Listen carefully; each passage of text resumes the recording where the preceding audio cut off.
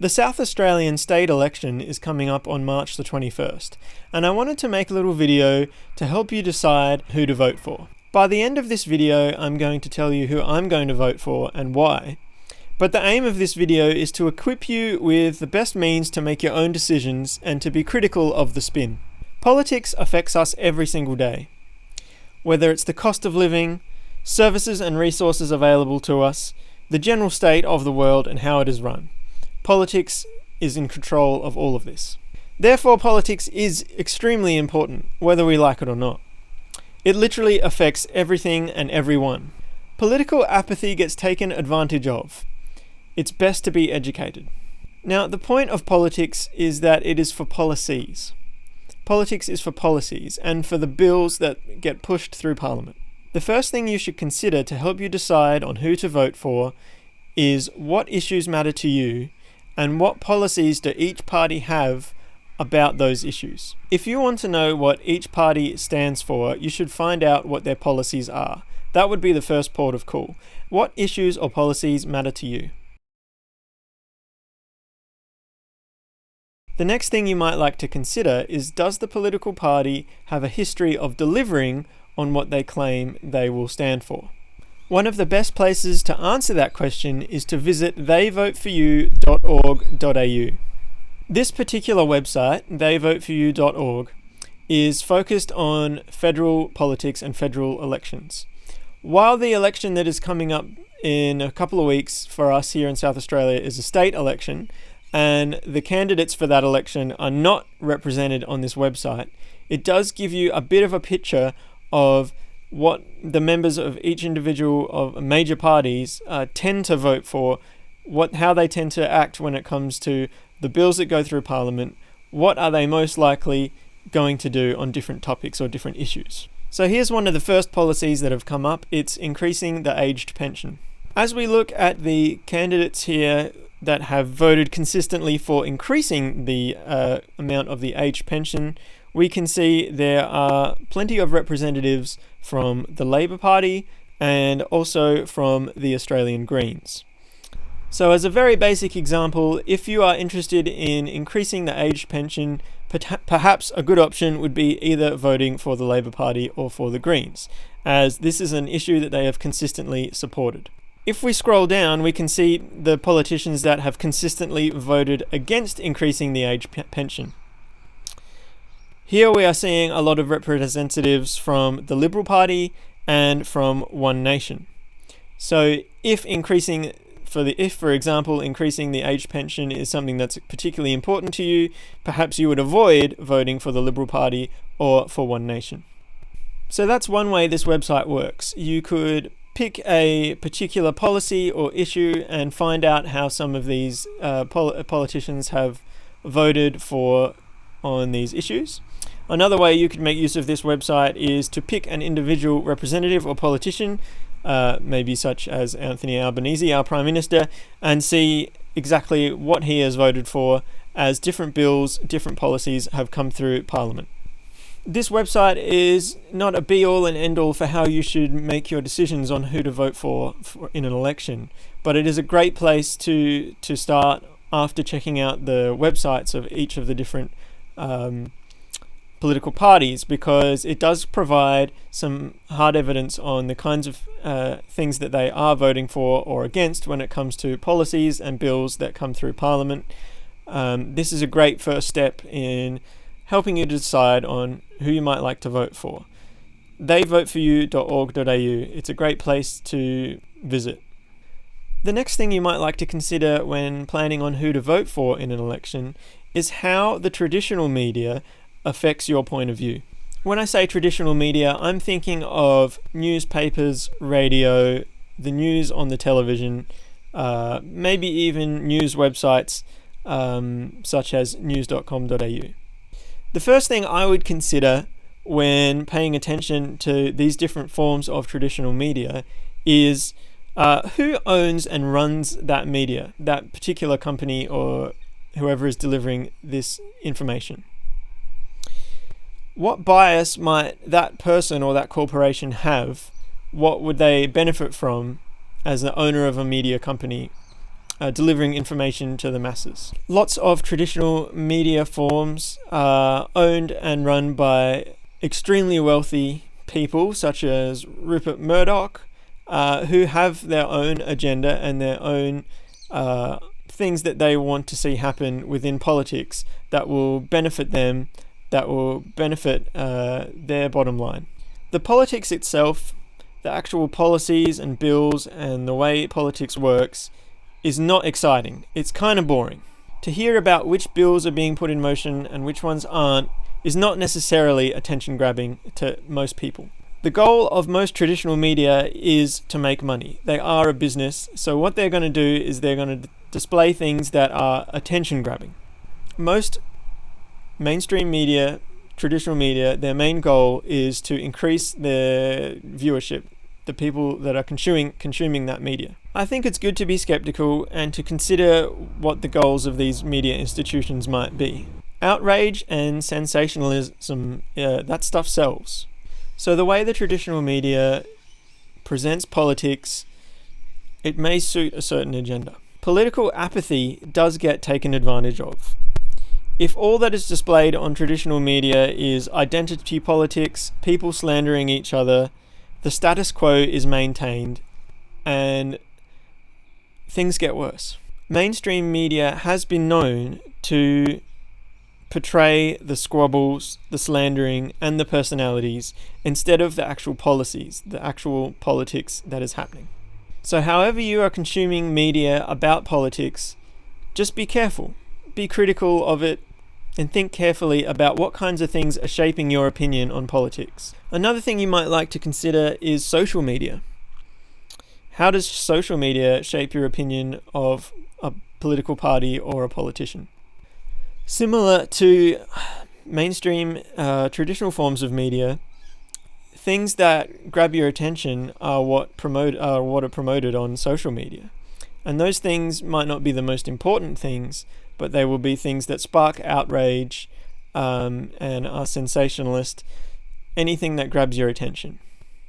In particular, hate and outrage are really strong things that people jump onto and are easy to latch onto in different forms of social media.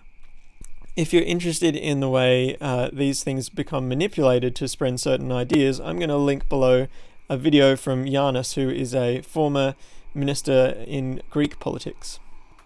Another thing you might like to consider when wondering who to vote for is who funds the political parties. Different political parties and different politicians take donations from different people or different corporations. So another thing to be considerate of is what kinds of donations, how much money, and how does that affect their politics or the decisions they make.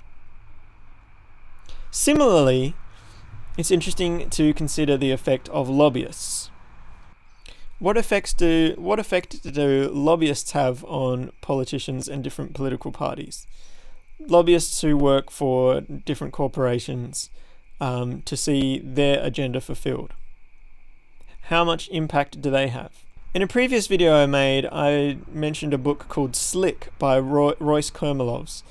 He's a South Australian journalist who investigated basically what is called state capture within the fossil fuel industry and politics in South Australia. I think it's really important to consider the impact of the lobbyists from different companies on politics, on politicians, and a great way to learn about that, particularly from the lens of the fossil fuel industry, is the book Slick. The next thing you might like to consider when weighing up who to vote for is what kinds of jobs do the politicians take after their political careers. So once a politician has been in politics, where do they go after that? There's lots of good examples from different parties of what the trends are and what kinds of pathways they might gain through their time in politics. Who have they met? Who have they buddied up with? Or what their interests are and where they would like to make more of a difference in society after their impact through politics. The kinds of questions that I've raised here, the kinds of things I've been talking about, these are the issues that I consider when I think about politics. Again, politics affects us every day. It's extremely important, there's no two ways about it, so I think it deserves being very critical of and being very careful with. In my personal assessment, after considering these questions and these different issues and the way information is shared around politics, in my opinion, I think that what we have in our society is a plutocracy. Not a democracy, but a plutocracy.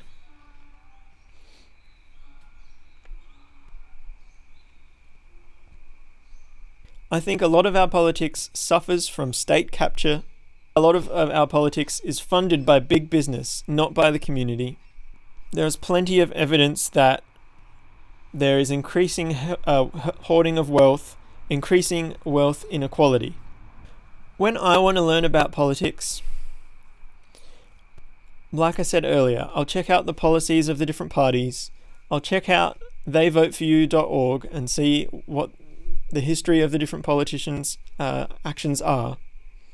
Some forms of media that I choose to learn more about politics are the likes of The Juice Media on YouTube, Michael West Media, which I think might now also be known instead as The West Report, also to be found on YouTube and online. Another great one is Punter's Politics. He's great at exposing some of the corruption within politics and the influence of big business and big corporations.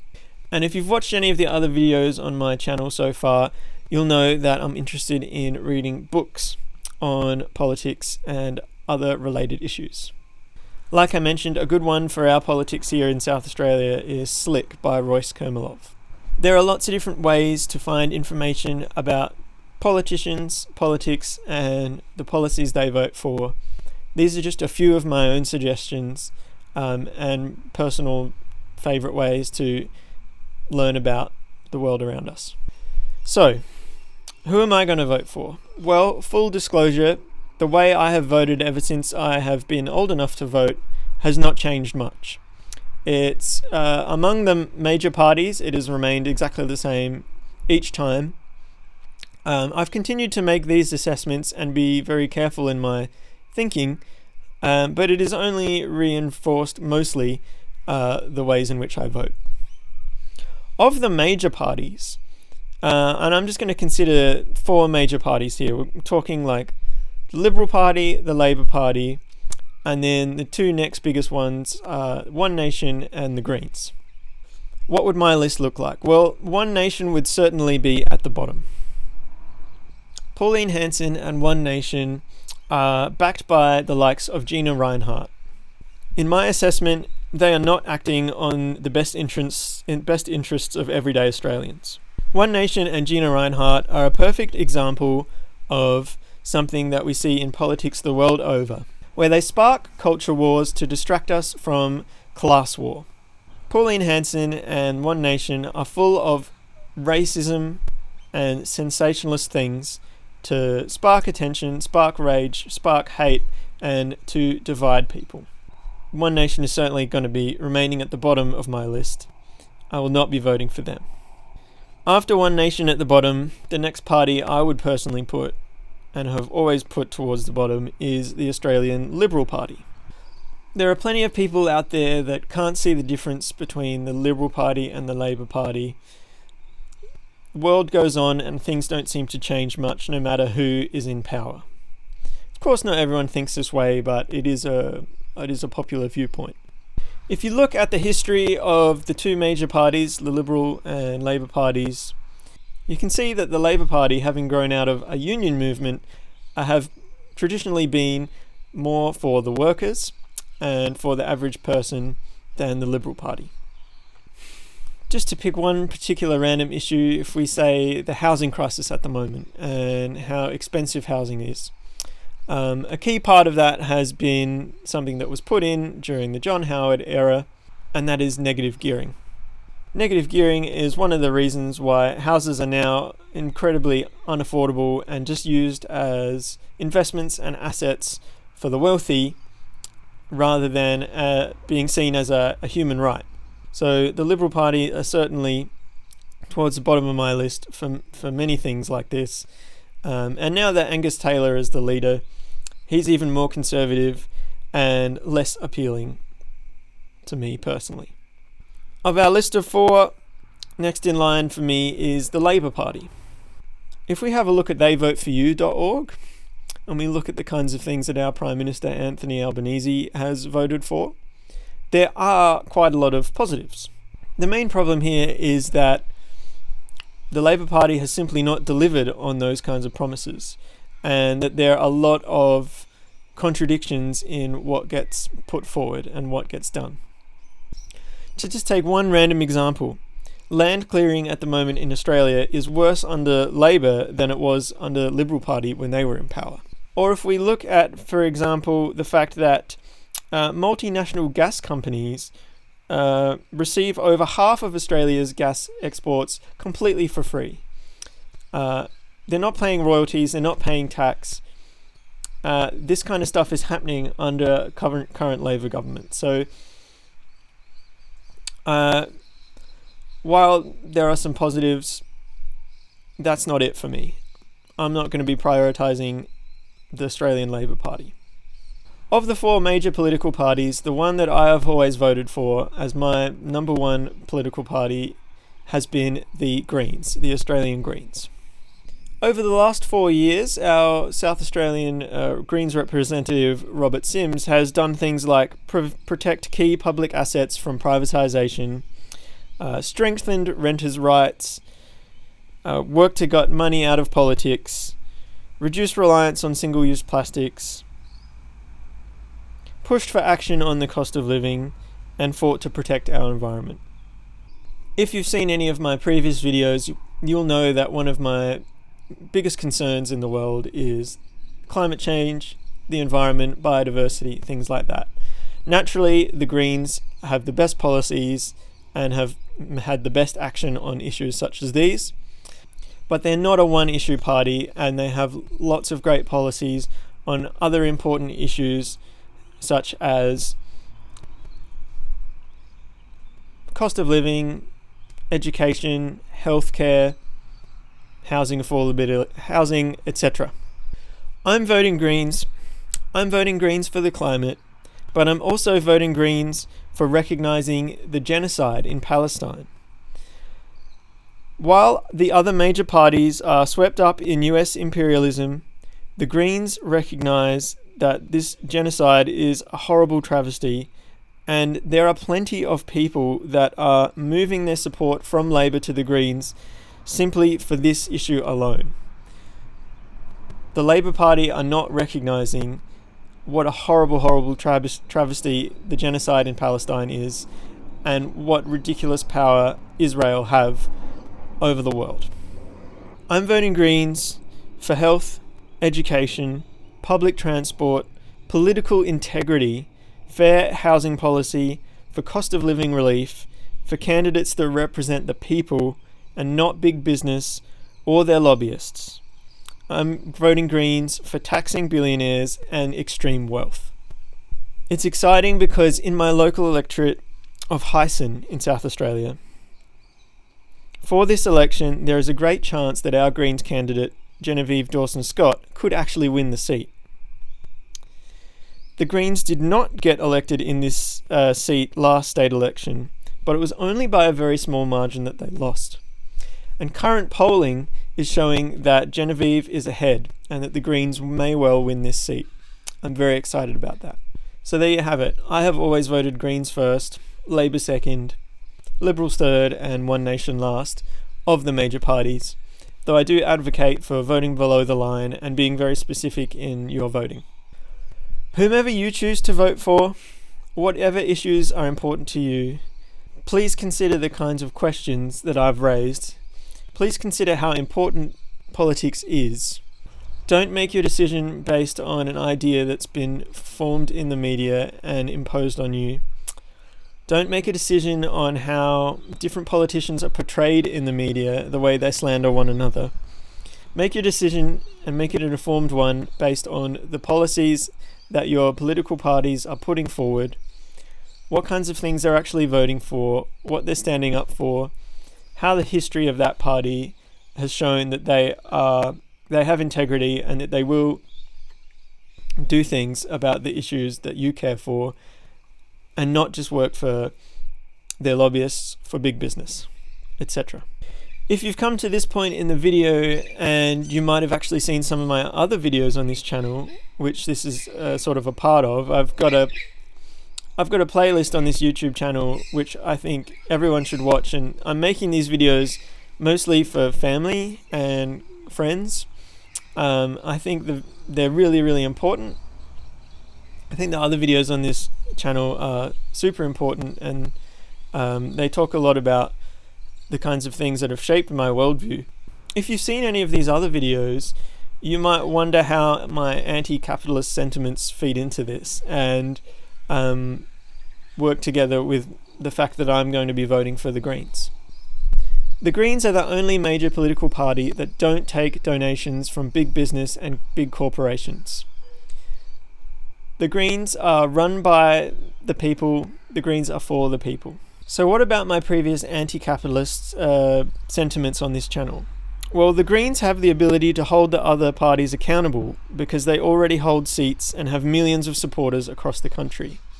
So perhaps a socialist party might have more anti-capitalist sentiments and be outwardly moving against capitalism and infinite growth, but the Greens, they have that ability to hold the other parties accountable. And parties can shift to be more progressive or conservative depending on the values of their constituents. And I believe that the Greens could and are moving in more of that direction. I am an advocate for an eco-socialist government to avoid the absolute worst potential effects of the climate crisis. What we do really need is economic degrowth in the global north, in first world countries. Realistically, we won't get there without class struggle, without mass civil disobedience, basically a socialist revolution. And even more so, none of this is really at all likely to happen, right? So the Greens, in my opinion, is the best option of the most realistic options in considering all of that stuff. While my current worldview is being shaped by the likes of the books such as Less is More by Jason Hickel, The Invisible Doctrine by George Monbiot, This Changes Everything by Naomi Klein, and most recently, and potentially most importantly, Breaking Together by Jem Bendel. These books, they present a thorough understanding of how the world works and a very worrying vision of the future. Again, voting for the Greens is the most realistic step I can see this election and in the near future for having at least a small impact on policies and providing policies that are actually positive, in my opinion. A very small impact, but a positive one nonetheless. So further to these thoughts, I was thinking about charity and how charities only exist because governments have failed. Charity is an amazing thing, and volunteers and workers of genuine charities are certainly to be lauded. But charities shouldn't need to exist, right? If governments were doing their jobs, those kinds of issues would be solved. We grow enough food on this planet to feed 10 billion people. Yet how many are starving? I'd like to see a world where charities don't exist. Politics is important because that could happen. Another thing to consider, and something that I've talked a bit about in other videos on this channel, is activism. I'm going to link in a study here that shows how protest movements in general are more effective than any kind of charity. According to this study, protest movements are more effective than charity. So again, while charities are important, while people that volunteer and work with charities are doing amazing things, a choice I made was to get involved in protest rather than charity. And here's a good argument for why protest movements are more effective at making positive change than even engaging in a charity. Government should and could be a great thing, but we need to act to make that happen. That's why I protest. That's why I'm voting for the Greens. I've been to many protests where there have been members of the Greens party there, but I've never seen members of other parties out at protests supporting grassroots issues. Government should bring communities and people together to make the world a better place for everyone. Instead, our current systems and leaders promote competition and serve the moneyed elite. Billionaires, rich capitalists, the capitalist class. Governments around the world serve these interests because they're bought out. Let's vote wisely to move in the right direction. In this video here, which is from a recent snippet of Q&A from the ABC, we can see that the Greens are the only party to tackle what Richard Dennis is pointing out here. The Greens are the only party to properly tax the rich and to hold big business to account. Whether it's gas profits and royalties, big banks, supermarket giants, the Greens are the only major party not taking donations from these kinds of corporations. So that they are the only major party that has not been bought. As my friend Ormio put it on one of my other videos here on YouTube, been sold for parts.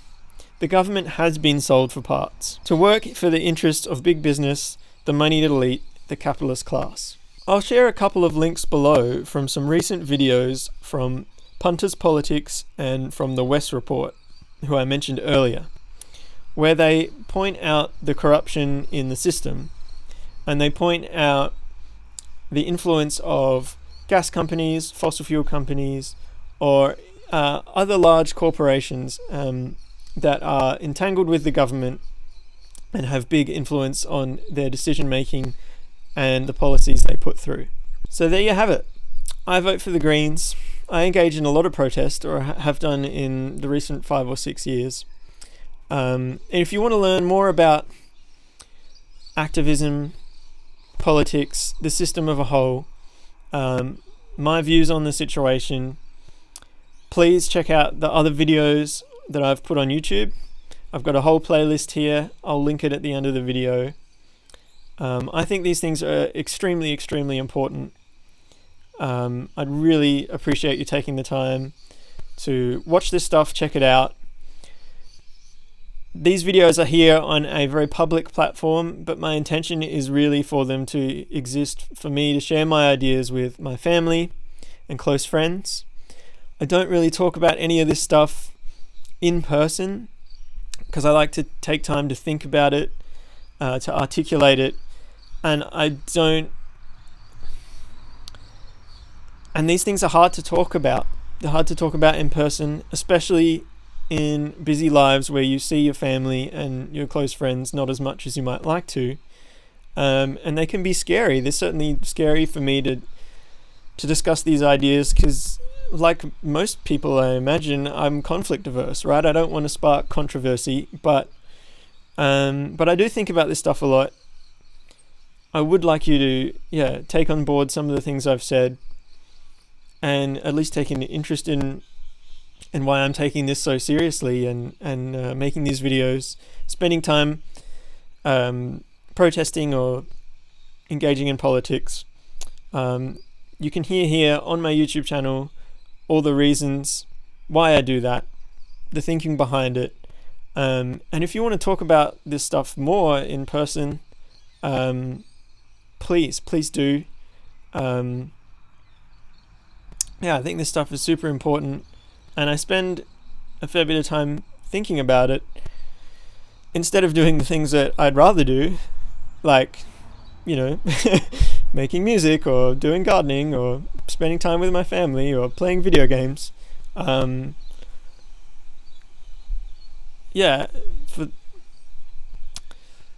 If you know me well, there's some certain things in my life right now that are taking up a heck of a lot of time, but here I am still spending some spare time focusing on this, because I don't think there's anything else more important than activism and politics and the way the world is run. And if you check out a couple of my other videos, such as why I became an activist, or what radicalized me, you can see some of the values and thought processes behind why I do this, and how I'm thinking and acting in a way that's based on compassion and empathy and things that I think are universally regarded as important. So I hope you can appreciate all that, and if you have watched this and you've come this far, thank you so much. Yeah, thanks for watching.